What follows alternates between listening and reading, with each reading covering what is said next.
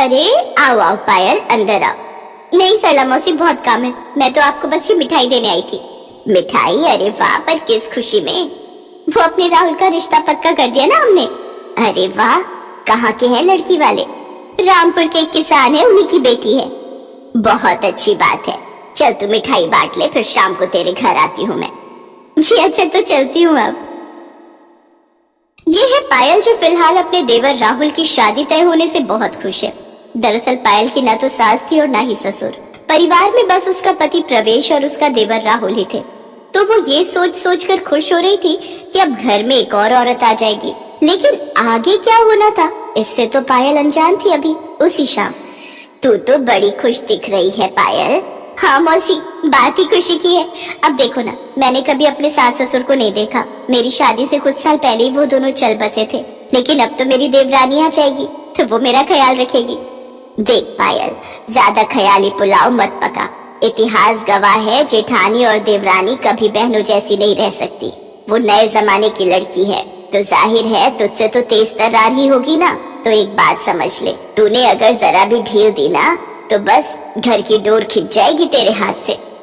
ओफो, क्या मौसी, कैसी बात कर रहे हो आप? ऐसा कुछ भी नहीं होगा। मैंने तुझसे ज्यादा दुनिया देखी है पायल। ये आजकल की लड़कियां बड़ी खतरनाक हैं। समझदारी इसी में है कि तू पहले से ही अपना रुतबा बना कर रखना, वरना बाद में कहीं पछताना ना पड़े। और इस तरह पायल की पड़ोसन सरला उसके कान भर कर चली गई। तभी प्रवेश और राहुल घर आ गए। भाभी, ओ भाभी, हम आ गए, चाय बना दो ना। हाँ पायल, जल्दी से चाय पिला दो तो थोड़ी ताजगी आ जाए। जी बस अभी बना कर लाई, तब तक आप दोनों हाथ मुंह धो लीजिए। और क्या क्या कर लिया आज? हलवाई को एडवांस दे दिया है, मैरिज हॉल भी बुक कर लिया, और बस वाले से भी बात हो गई है, तो बारात के लिए करीब करीब सारा काम निपट ही गया है। बस भाभी, कुछ दिन की बात और है, फिर रिया आकर सब संभाल लेगी। राहुल की बात सुनकर पायल को अचानक सरला की बात याद आ गई। फिर अगले दिन, अरे पायल, अरे वो तुम बढ़ई का नंबर मांग रही थी ना, तो मैंने इनसे नंबर ले लिया है। कुछ काम कराना है क्या? हाँ मौसी, वो ऊपर कमरा बनवाया हुआ है ना राहुल और रिया के लिए, तो उसी के लिए पल्ले और खिड़की वगैरह लगवानी थी। बाकी काम तो पहले ही हो गया। अच्छा, तो मतलब नीचे के पुराने मकान में रहेगी तू, और वो नई बहू जाएगी नए मकान में ऊपर। हाँ, तो इसमें क्या हो गया? क्या हो गया? अरे यही तो बात है, कायदे से तुझे नए कमरे में ऊपर रहना चाहिए। नीचे वाले कमरे में पुताई वगैरह करवा के उसे दे देना राहुल को। इतने सालों तक तूने एडजस्ट किया, तो क्या आगे भी करती रहेगी? अभी से धौंस जमाएगी, तब जाकर काबू में रहेगी तेरी देवरानी। सरला की बातों का पायल पर वाकई असर होने लगा था, और फिर कुछ ही दिनों के अंदर राहुल और रिया की शादी हो गई। भाभी, आपने ये छत का दरवाजा क्यों लॉक किया हुआ है? मुझे कपड़े सुखाने ऊपर। क्यों? ऊपर क्यों सुखाने? नीचे भी तो जगह है ना, और वैसे भी ये हमारा पोर्शन है, तो हमें भी तो कुछ प्राइवेसी चाहिए होती है ना। रिया ने शुरू में तो कुछ नहीं कहा, लेकिन धीरे धीरे उसे पायल का बर्ताव और उसकी हरकतें खटकने लगी। और फिर एक दिन, बस अब बहुत हो गया भाभी, और ये सब क्यों कर रही हैं? आपको मुझसे परेशानी क्या है? परेशानी मुझे क्यों होगी? हाँ, क्योंकि आप मुझे हर समय परेशान करती हो। मेरे क्या इतने बुरे दिन आ गए हैं? मुझे और भी काम होते हैं, समझी ना। भाभी, अगर आपके मन में कोई बात है तो हम बात कर सकते हैं, पर ऐसे एक दूसरे से मनमुटाव रखेंगे तो बड़ी दिक्कत हो जाएगी सच में। रिया की बात का पायल ने कोई जवाब नहीं दिया और वो उसे इग्नोर करके वहाँ से चली गई। अब तो रिया ने भी ठान लिया था कि वो भी अपनी जेठानी से वैसा ही व्यवहार करेगी जैसा वो उसके साथ कर रही थी। नतीजा ये हुआ कि आए दिन दोनों में बिना बात के खटपट होने लगी। उनकी इस तरह की लड़ाइयों से प्रवेश और राहुल भी परेशान हो गए। फिर एक दिन जब भरी दोपहर में पायल सब्जियां और राशन लेकर घर आई, तो कई बार डोरबेल बजाने के बाद भी रिया ने घर का दरवाजा नहीं खोला। गर्मी से बेहाल पायल का पारा और चढ़ने लगा। रिया, ओ रिया, अरे कहाँ मर गई? उफ, अरे दरवाजा खोल जल्दी से। भाभी, अभी 15 मिनट और लगेंगे, वो मैं बाथरूम में हूँ ना, इसलिए। रिया ने झूठ बोला था। वो ये सब पायल को सबक सिखाने के लिए कर रही थी। उधर तेज धूप में खड़ी पायल का गुस्सा बढ़ता जा रहा था, और फिर जब काफी देर बाद रिया ने दरवाजा खोला तो पायल ने उसे खूब खरी खोटी सुनाई।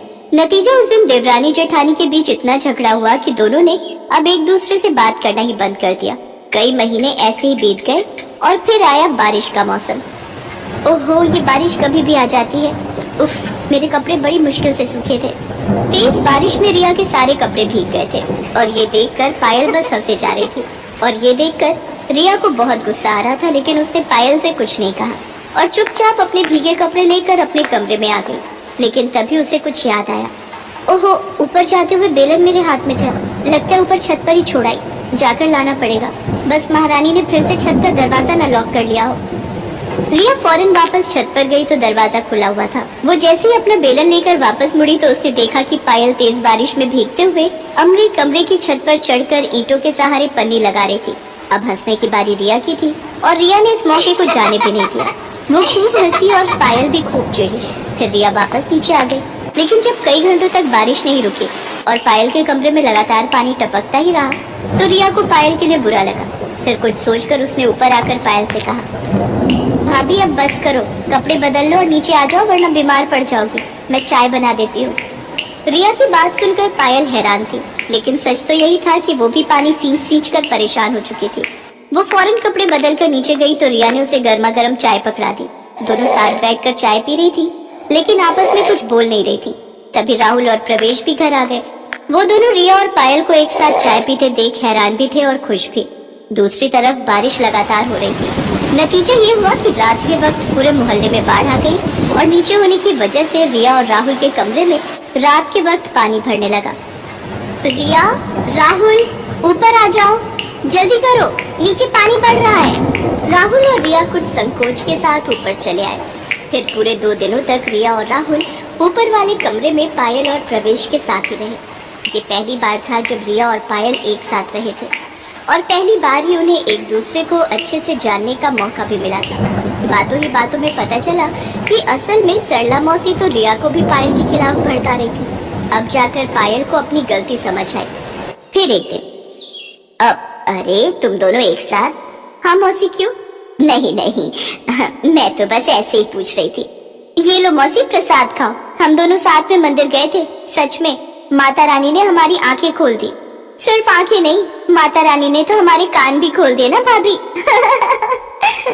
रिया की इस बात पर दोनों जोर जोर से हंसने लगी, लेकिन सामने खड़ी सरला की सूरत बस देखने लायक थी। गिरधर सक्सेना का परिवार बेहद ही संस्कारी और आदर्शवादी था। उसके परिवार में उसकी पत्नी हेमा, बेटी नेहा और बेटा रोहन रहते थे। उनके संस्कारों के चर्चे मोहल्ले भर में होते थे। एक दिन उनकी पड़ोसन नीलम मिठाई लेकर उनके घर आती है। हेमा, अरे ओ हेमा बहन, कहाँ हो? आओ आओ नीलम बहन, रसोई में थोड़ा काम था, बस वही निपटा रही थी। अच्छा अच्छा, ये लो लड्डू खाओ। लड्डू? ये किस खुशी में बहन? मेरी बहू माँ बनने वाली है और मैं जल्द ही दादी। सोचा इस खुशी को सबके साथ बांट लूं। वैसे एक बात कहूँ, बुरा मत मानना, आप भी अब अपने बेटे की शादी कर ही लो, नहीं तो दादी बनने का सुख बुढ़ापे में नसीब होगा।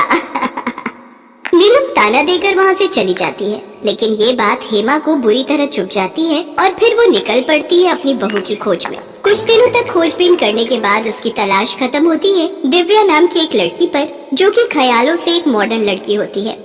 देखिए आंटी जी, मैं आज के जमाने की पढ़ी लिखी और मॉडर्न लड़की हूँ। बेटा, तू मेरे घर आकर भी अपनी जिंदगी अपने तरीके से ही जी सकती है। मेरा मानना है कि बहू भी बेटी ही होती है और मैं अपनी बहू को बंदिशों में बांधना नहीं चाहती। अपने ससुराल वालों के आजाद ख्यालों को जानकर दिव्या झट से शादी के लिए हाँ कर देती है। कुछ ही दिनों में दिव्या और रोहन की शादी बड़े धूमधाम से हो जाती है और वो सक्सेना परिवार की बहू बन जाती है। कुछ दिनों में ही वो घर की हर छोटी बड़ी जिम्मेदारी को बड़े अच्छे से निभाने लगती है। उसके हाथों का बना खाना सबको ही बहुत पसंद आता है। उसके ससुर गिरधर उससे कहते हैं, अरे वाह बहू, तूने तो बहुत ही अच्छा खाना बनाया है।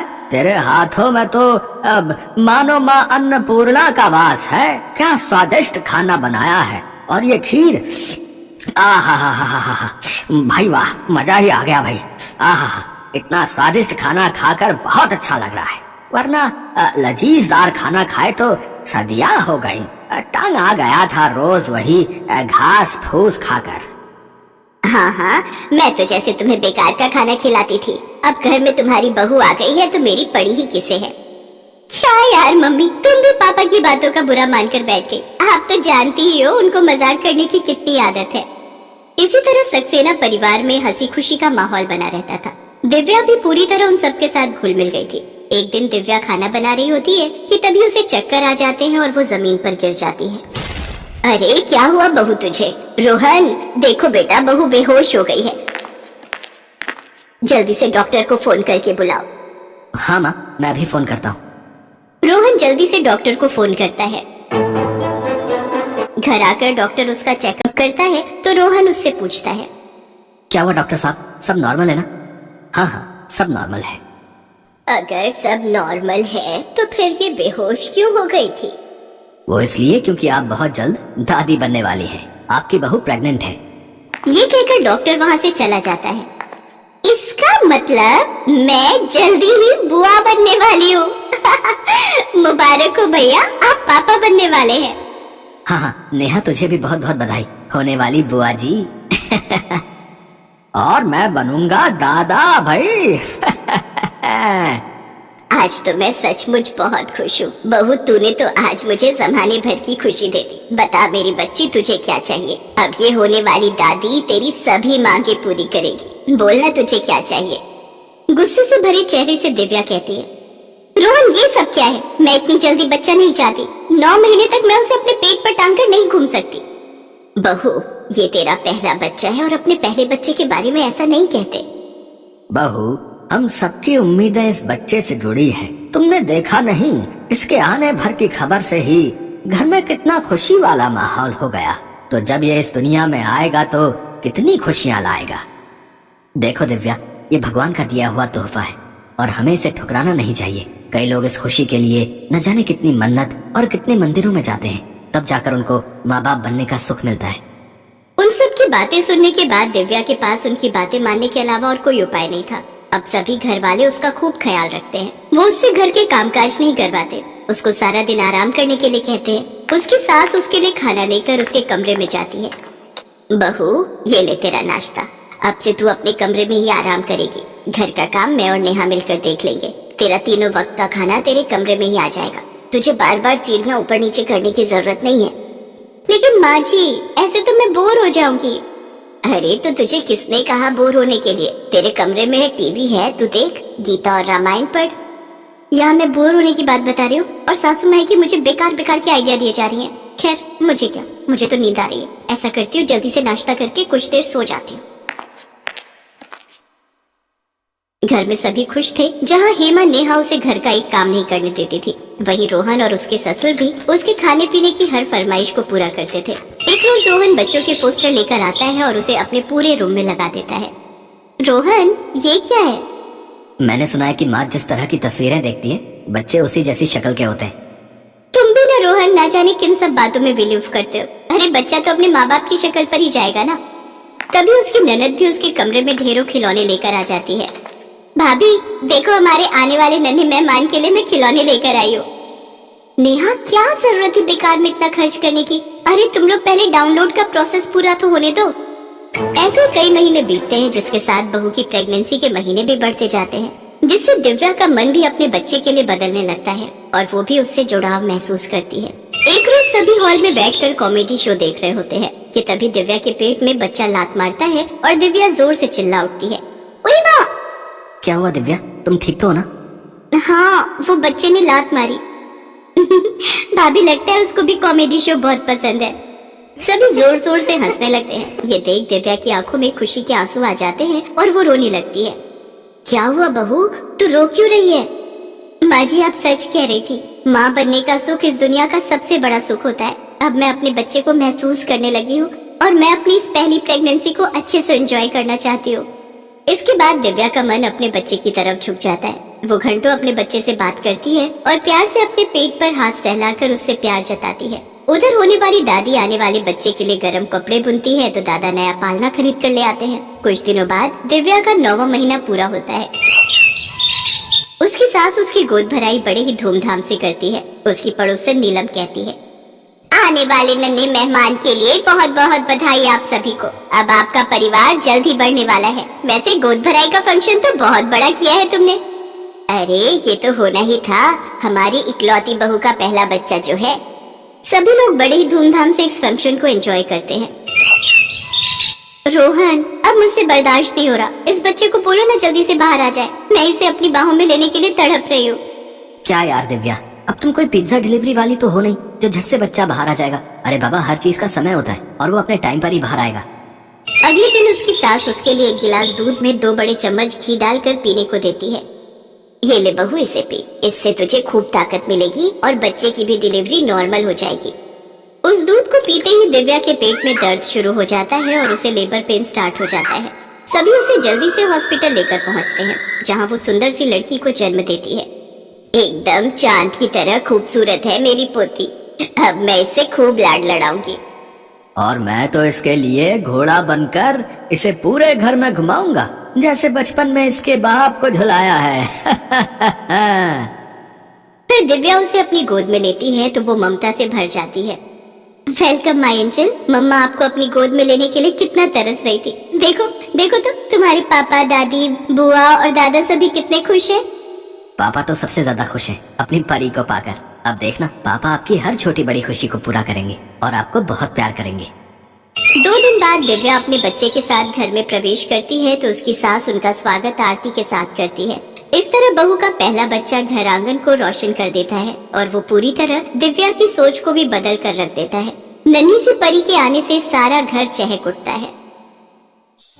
हेलो दोस्तों, कैसे हैं आप सब? हमारी कहानियाँ देखने के लिए हमारे चैनल को सब्सक्राइब कीजिए और हाँ, बेल आइकॉन पर क्लिक करना मत भूलिएगा।